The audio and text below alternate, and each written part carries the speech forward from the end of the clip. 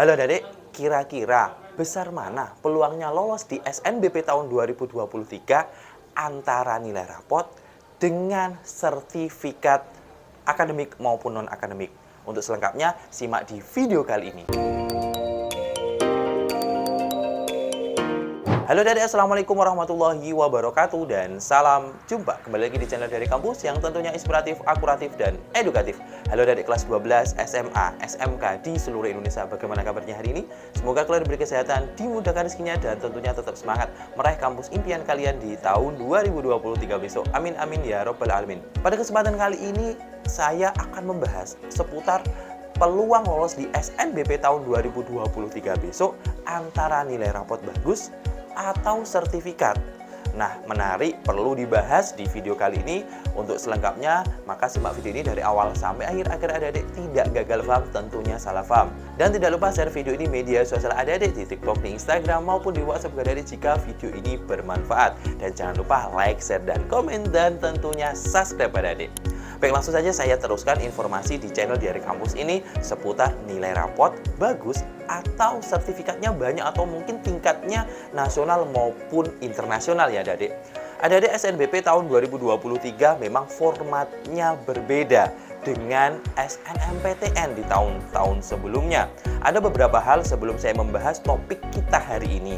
Nah, sekarang saya akan bahas dulu seputar syarat utama adik-adik bisa nanti diseleksi untuk lolos di SNBP tahun 2023 besok. Nah, yang pertama adalah adik-adik dinilai dari seluruh mata pelajaran dari semester 1 sampai 5. Yang sebelumnya, di tahun-tahun sebelumnya hanya beberapa mata pelajaran pendukung saja.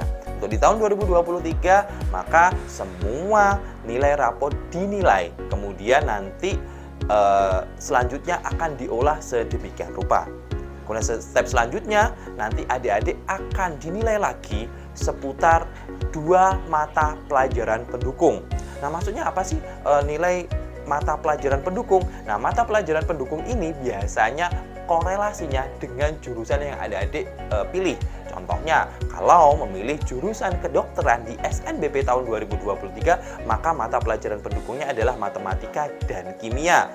Kalau misalnya memilih jurusan akuntansi, maka mata pelajaran pendukungnya untuk adik-adik yang jurusan IPS adalah matematika dan ekonomi ya adik-adik, dan seterusnya. Kemudian selanjutnya yang ketiga, adik-adik perlu diketahui untuk penunjang lagi untuk di SNBP adalah sertifikat nilai akademik dan non-akademik.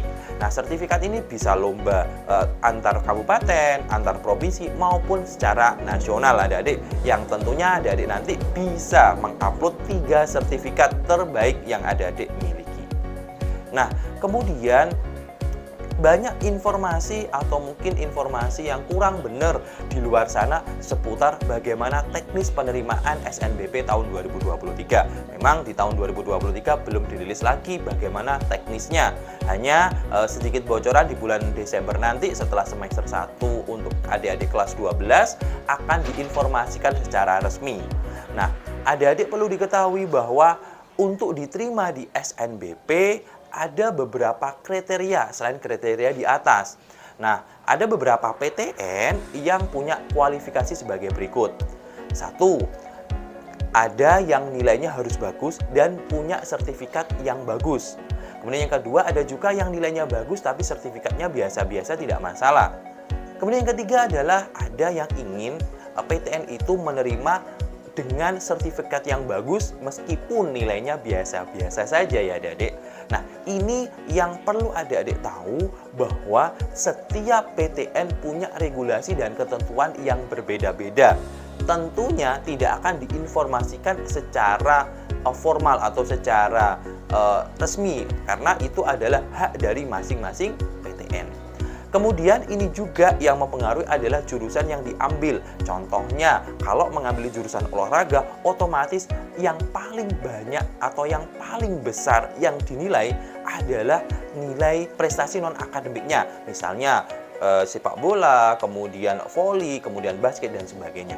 Tetapi kalau misalnya adik-adik mengambil jurusan kedokteran, maka yang paling banyak diambil adalah kejuaraan-kejuaraan OSN yang mendukung jurusan tersebut.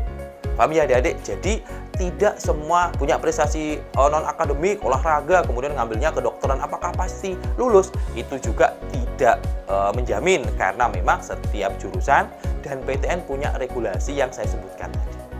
Kemudian adik-adik solusinya bagaimana? Kalau saya tidak tahu Kak, bagaimana di jurusan tersebut barometernya apa? Apakah nilai rapot ataupun sertifikat? So, untuk di poin ini adik-adik silahkan hubungi guru konseling kalian atau guru BK di sekolah masing-masing. Karena guru BK di sekolah masing-masing punya database yang nantinya akan disimpan untuk acuan adik kelasnya. Nah, biasanya itu yang valid ya adik-adik. Jadi hubungi guru BK-nya, minta data yang diterima di PTN A, di PTN B, maupun di PTN C. Berapa yang diterima, kemudian nilai kakak kelasnya berapa, dan sebagainya. Sehingga ini membuat adik-adik punya database yang lebih dibandingkan dengan teman-temannya. Kemudian selanjutnya, untuk adik-adik yang ingin melamar di SNBP, seyogyanya adik-adik tetap nanti memberikan prestasi terbaik, jaga-jaga untuk adik-adik bisa lolos di SNBP. Misalnya untuk di semester 5 besok silahkan di-upgrade nilainya, kemudian cari sertifikat yang mendukung. Yang paling penting adalah yang paling mendukung.